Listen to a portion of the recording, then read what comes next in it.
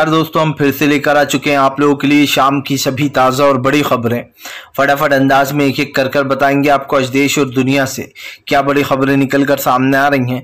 लेकिन उससे पहले दोस्तों एक नज़र डालेंगे सुर्खियों पर। प्रधानमंत्री नरेंद्र मोदी के ऊपर गरजे राहुल गांधी, बोले तत्काल में रेल मंत्री का इस्तीफा ले लें नरेंद्र मोदी, अगर जरा से भी शर्म बाकी है तो।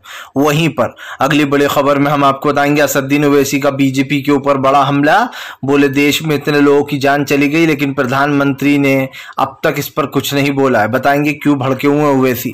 वहीं पर अगली बड़ी खबर में हम आपको बताएंगे दोस्तों, दरअसल आपको बताते चले पवन खेड़ा ने पीएम नरेंद्र मोदी को घेरा, बोले प्रधानमंत्री अभी भी फोटो खिंचाने से बाज नहीं आ रहे हैं, कैमरा जीवी प्रधानमंत्री। वहीं पर अगली बड़ी खबर में हम आपको बताएंगे दोस्तों, पटना में होने वाली मीटिंग टल गई है। आपको बता दें राहुल गांधी और स्टालिन दोनों ही 12 तारीख के दिन नहीं पहुंच सकते थे इस मीटिंग में, इसलिए इसको फिलहाल कैंसिल कर दिया गया है। वहीं पर तेजस्वी यादव का बीजेपी के ऊपर बड़ा हमला, बोले इस ट्रेन हादसे की जिम्मेदार बीजेपी है। दरअसल आपको बता दें बिहार में जो पुल बन रहा था नदी के ऊपर, वो पुल फिर से गिर गया बनते बनते, जिसको लेकर बीजेपी हमलावर हो गई। तेजस्वी ने बीजेपी को ही घेर लिया। वहीं पर अगली बड़ी खबर में हम आपको बताएंगे दोस्तों, दरअसल आपको बताते चले प्रधानमंत्री नरेंद्र मोदी के ऊपर गरजी ममता बनर्जी, बोले लोगों के सवालों के जवाब देना ही पड़ेंगे। जो 2000 का नोट आया था वो बंद हो गया और देश में इतना बड़ा हादसा हो गया, इसकी जिम्मेदारी कौन लेगा, इसके बारे में भी बताएंगे। वहीं पर अगली बड़ी खबर में हम आपको बताएंगे दोस्तों, अरविंद केजरीवाल का 2024 का मास्टर स्ट्रोक, जगह जगह बीजेपी को घेरने की तैयारी, अपने संगठन को कर रहा है मजबूत। बताएंगे क्या कुछ मामला है। वहीं पर अगली बड़ी खबर में हम आपको बताएंगे कपिल सिब्बल का बीजेपी के ऊपर बड़ा हमला, बोले जो बजट मिलता था रेल मंत्रालय को अब वो बजट देना ही बंद कर दिया है। 1000 करोड़ का 500 कर दिया है दोस्तों। बताएंगे आखिरकार सरकार लोगों की जान के साथ क्यों खेल रही है। वहीं पर अगली बड़ी खबर में हम आपको बताएंगे दोस्तों, दरअसल आपको बताते चले बीजेपी को लगा एक और बड़ा झटका। जी हाँ, तीन ट्रेन टक्कर वाले मामले में अब बीजेपी बुरी तरीके से फंस गई है। बताएंगे क्या कुछ मामला है। तो सारी खबरें फटाफट अंदाज में देंगे, एक एक कर देंगे। फिलहाल खैर चलिए बढ़ते हैं सबसे पहली और सबसे बड़ी खबर की ओर। दरअसल आपको बताते चले दोस्तों, प्रधानमंत्री नरेंद्र मोदी के ऊपर गरजे असदुद्दीन ओवैसी, बोले तत्काल में प्रधानमंत्री को रेल मंत्री का इस्तीफा ले लेना चाहिए। आपको बता दें ओवैसी का कहना है कि देश में जितनी बड़ी घटना हुई है उसकी जिम्मेदार बीजेपी है। बीजेपी ने रेल मंत्रालय को पैसा देना बंद कर दिया है। ओवैसी का कहना है कि जो बजट पास होता है वो बजट रेल मंत्रालय को मिल नहीं पाता है। यही कारण है जो अब तक दोस्तों आपको बता दें 2017, 2019, 2021, 2022 और 2023 अब तक जो है यहाँ पर 122 ट्रेनें पटरी पर से उतर चुकी हैं, 529 ट्रेनें की टक्कर हो चुकी है और भी कई बड़े बड़े आंकड़े हैं। आपको बता दें इन आंकड़ों को लेकर ओवैसी ने बीजेपी को घेर लिया है। ओवैसी का कहना है कि फिलहाल रेल मंत्री तो अभी भी जो है अपने आप में ही फोटो खिंचवाने में बिजी दिखाई दे रहा है। आपको बताते चलें ये जो इतनी बड़ी घटना हुई है दोस्तों, इसकी जिम्मेदारी कौन लेगा। सरकार और प्रशासन की ये जिम्मेदारी है। सबसे बड़ी बात यह है कि जब आप रेल मंत्रालय को सुरक्षित नहीं करोगे तो तमाम जितने भी लोग वहाँ के पैसेंजर हैं उनकी जान पर इसी तरीके से खतरा बना रहेगा। और यकीन मानिए इस देश के सबसे ज्यादा नागरिक दोस्तों ट्रेन में ही सफर करते हैं, न बस न एरोप्लेन, ट्रेन में सबसे ज्यादा सफर होता है। और लोग आप समझिए किस तादाद में भरे होते हैं ये भी आप अच्छे से जानते हैं।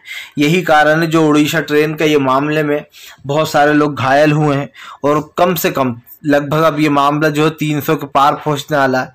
इतने लोगों की 288 यानी कि 288 की लगभग मौत हो चुकी है। तो ये कहना गलत नहीं होगा कि सरकार इस जिम्मेदारी को सही से निभा नहीं पाई। यही नहीं, इसके आपको पता नहीं है कि फिलहाल जिस बंदे को रेल मंत्रालय दे रखा है वो इससे पहले ही एक मंत्रालय उसके पास है जिसको लेकर भी घमासान मचा हुआ है। और जाहिर सी बात है जब एक इंसान इस चीज़ की जिम्मेदारी नहीं उठा पा रहा, एक ऐसे इंसान को ऐसी जिम्मेदारियां दे रखी। आपको याद होगा दोस्तों, जब भी देश में कोई बड़ा हादसा होता है तो प्रधानमंत्री गायब हो जाते। जब कोरोना से लोग मर रहे थे, वेंटिलेटर की ज़रूरत थी तो सरकार ने हाथ खड़े कर दिए थे और उस वक्त लोगों को वेंटिलेटर नहीं मिल रहे थे। चलिए बढ़ते हैं एक और अगली बिग ब्रेकिंग की तरफ। बता दोस्तों अगली जो बड़ी खबर निकल कर आ रही है, राहुल गांधी का प्रधानमंत्री के ऊपर बड़ा हमला, बोले तत्काल में ले लेना चाहिए रेल मंत्री का इस्तीफा। आपको बताते चले दोस्तों रेल मंत्री अश्विनी वैष्णव की वजह से माना जा रहा है इतना बड़ा हादसा हुआ है। अगर उन्होंने ट्रैक पर या फिर पटरियों पर इन चीज़ों पर ध्यान दिया होता और सही से काम हुआ होता रेलवे में तो आज ये दिन देखना नहीं पड़ता। आपको बताते चले अब इस पर बीजेपी के ऊपर सवाल भी खड़े हो गए, क्योंकि यहाँ पर विपक्ष पार्टियां भी जो हैं वो लगातार रेल मंत्री का इस्तीफा मांग रही है। लेकिन मुझे एक चीज़ समझ में नहीं आ रही है कि रेल मंत्री का इस्तीफा क्यों नहीं लिया जा रहा है। जाहिर सी बात है ये सब कुछ जो भी हुआ है रेल मंत्री की देन है। और इतना ही नहीं दोस्तों, जब रेल मंत्री की वजह से ये इतना बड़ा हादसा हुआ है तो जाहिर सी बात है उसकी रिस्पॉन्सिबिलिटी किसकी होगी। जब आप मान लीजिए दोस्तों आप एक डॉक्टर हैं, आप किसी का इलाज कर रहे हैं, वो इलाज से सही नहीं हो रहा है तो ये रिस्पॉन्सिबिलिटी आपकी है कि आप उसको सही करें, आप उसको सही दवा दें। लेकिन जब आप सही दवा ही नहीं दोगे तो बंदा ठीक कैसे होगा। और बस यही काम बीजेपी के साथ हुआ है दोस्तों। रेल मंत्री के होने के बावजूद, सुरक्षा कवच की बात करने के बावजूद भी सरकार की जो एक नाकामी वो दिखाई दे रही है। इसीलिए राहुल गांधी ने कहा कि फिलहाल सरकार को तत्काल में जरा सी भी शर्म अगर बाकी है तो रेल मंत्री का इस्तीफा ले लेना चाहिए। आपको बताते चलें यहीं पर नहीं रुके राहुल गांधी ने कहा कि फिलहाल देश के बिगड़े हालात सब लोग देख रहे हैं। देश में महंगाई, गरीबी, बेरोजगारी जैसी चीज़ों पर सरकार बोलती नहीं है। प्रधानमंत्री जी कभी भी महंगाई पर कोई जवाब नहीं देते। जाहिर सी बात है दोस्तों ये देश के मेन मुद्दे हैं। जब इस पर भी जवाब नहीं दिया जाएगा तो सरकार के ऊपर सवाल भी खड़े होना शुरू हो जाएंगे।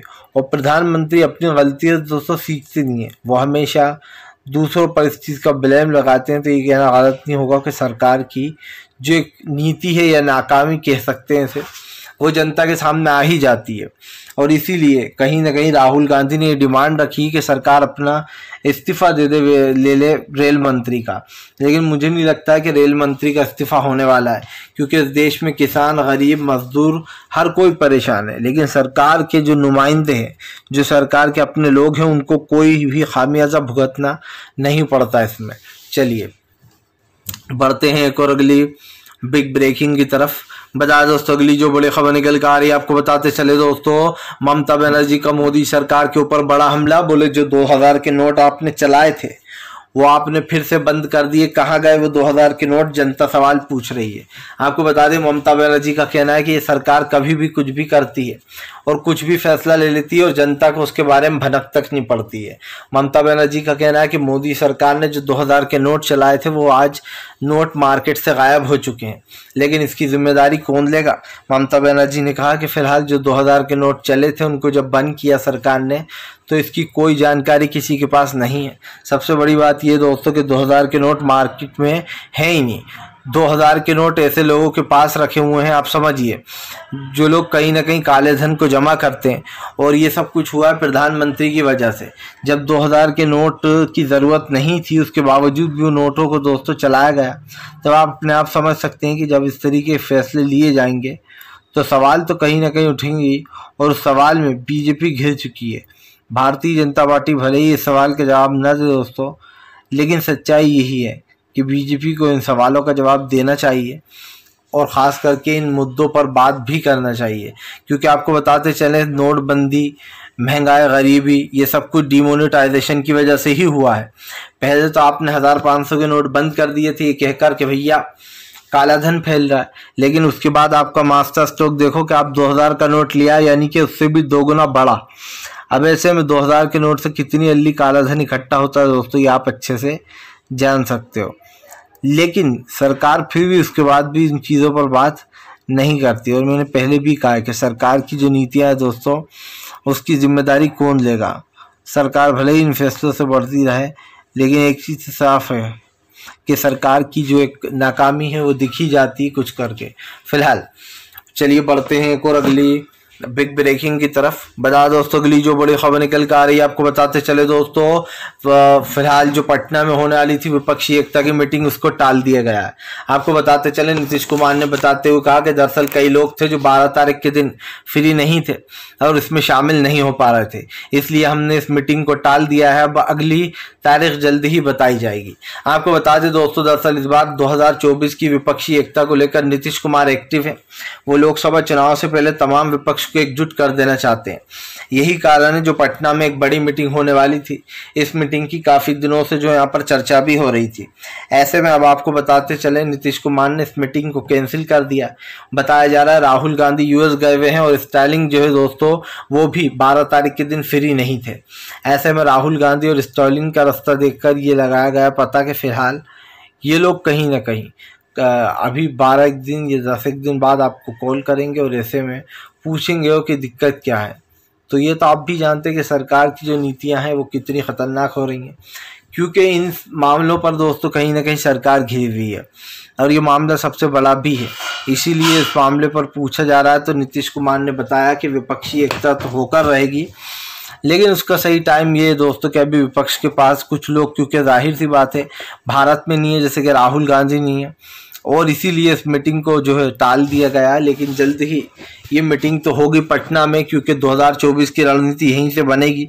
बताया जा रहा है मल्लिकार्जुन खड़गे वगैरह सब इस मीटिंग में शामिल होंगे, राहुल गांधी से लेकर तो मल्लिकार्जुन खड़गे तक।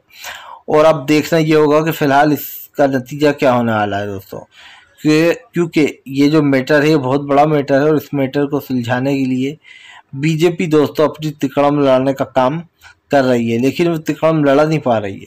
और इसीलिए बीजेपी को दोस्तों बड़ा झटका लगता हुआ नजर आ रहा है, क्योंकि प्रधानमंत्री के बड़े बड़े दावे तब फेल होगा जब ये सारी बातें झूठी निकली। चलिए बढ़ते हैं एक और अगली बिग ब्रेकिंग की तरफ। बता दोस्तों अगली जो बड़ी खबर निकल कर आ रही है, आपको बताते चले दोस्तों, ट्रेन हादसे पर जमकर भड़कते हुए नजर आए पवन खेड़ा। बोले प्रधानमंत्री को अभी भी कपड़े बदलने से फुर्सत नहीं है। दरअसल दोस्तों पवन खेड़ा का वीडियो सोशल मीडिया पर बड़ी तेजी से वायरल है। पवन खेड़ा ने प्रधानमंत्री कपड़े बताए कि जब वो मीटिंग कर रहे हैं तो अलग कपड़े पहने, और जब दोस्तों हादसे की जगह जाते हैं तब अलग कपड़े चेंज कर लेते हैं। तो इसको लेकर अब सवाल उठा दिए हैं। आपको बताते चलें कई दिनों से कई सवाल खड़े भी हो रहा है, और सबसे बड़ी बात यह है कि सरकार इन सवालों की जवाब नहीं दे रही है। अब इस सारे मैटर को सुलझाने के लिए काफ़ी कुछ हो रहा है मामला, लेकिन एक चीज़ साफ है कि सरकार की जो एक नीतियाँ हैं दोस्तों उसके खिलाफ कहीं ना कहीं जनता सड़कों पर उतरेगी।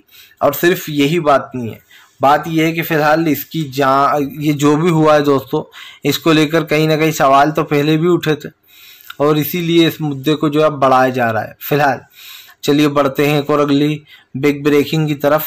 बता दोस्तों अगली जो बड़ी खबर निकल कर आ रही है, आपको बताते चले दोस्तों, प्रधानमंत्री नरेंद्र मोदी को लगा एक और बड़ा झटका। जी आपको बताते चले मध्य प्रदेश में मची बगावत, बीजेपी के कई नेता होंगे बागी।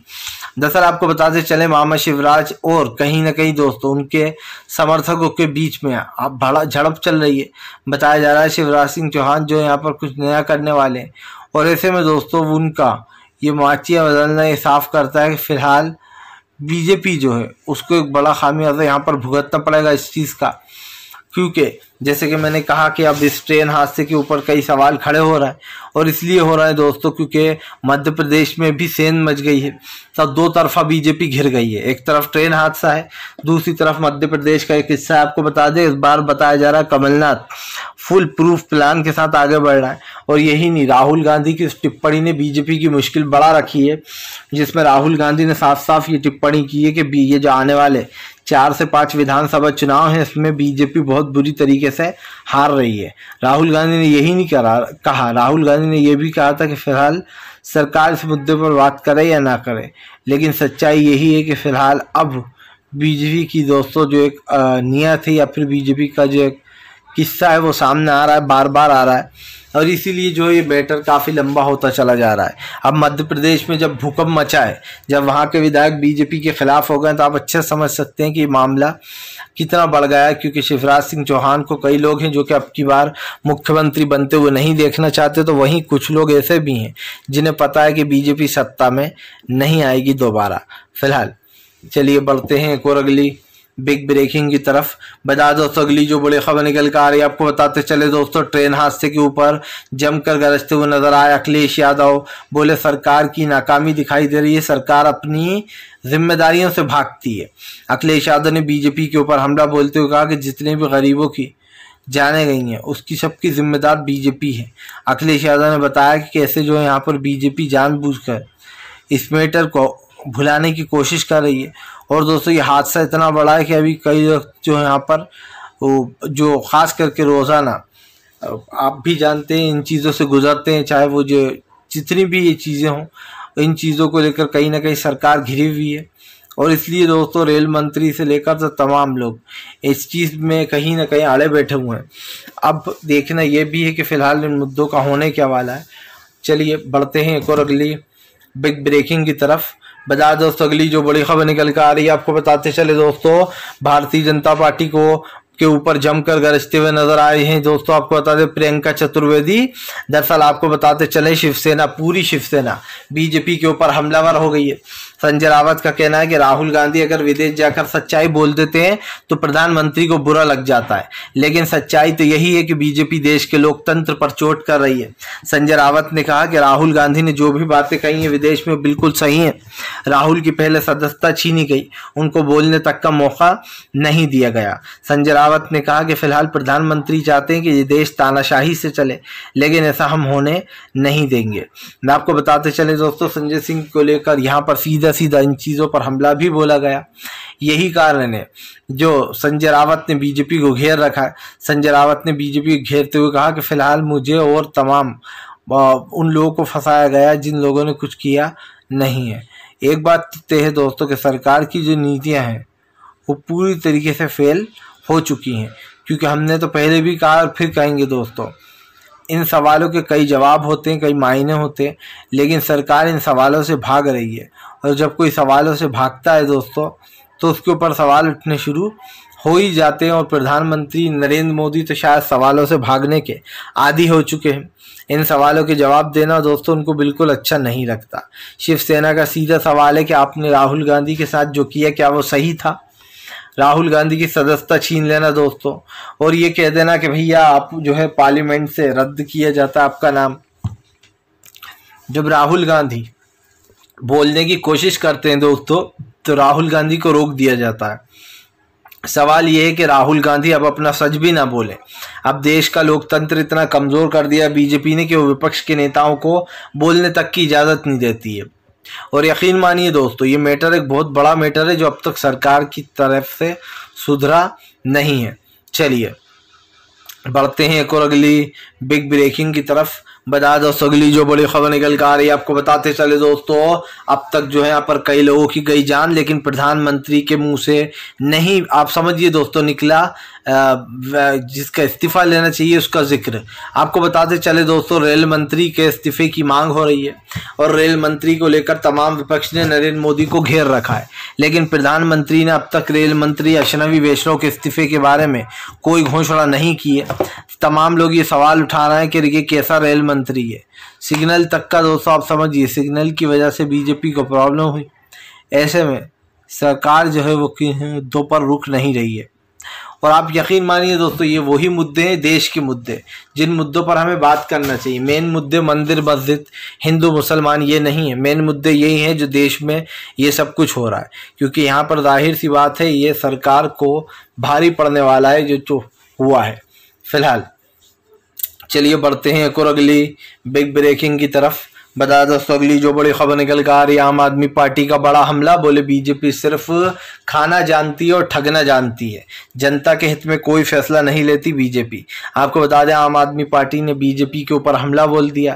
केजरीवाल का कहना है कि ये जो घटना हुई है इसे देश सालों साल तक याद रखेगा। इस घटना को भूलना इतना आसान नहीं है, क्योंकि ये हादसा दोस्तों इतना बड़ा है कि इस हादसे को भूलना नामुमकिन ही समझिए। और सबसे बड़ी बात यह कि जिन लोगों ने अपनों को खो दिया दोस्तों इस ट्रेन हादसे में, वो कहीं ना कहीं सबसे ज़्यादा परेशान है। समझिए उस ट्रेन में किसी का भाई होगा, किसी का पति होगा, किसी का बेटा होगा दोस्तों, और जब वो लोग घर नहीं पहुंच पाए तो उन्हें कैसा लगा होगा, क्योंकि 278 लोगों की मौत होना दोस्तों ये अपने आप में एक बहुत बड़ा आंकड़ा है।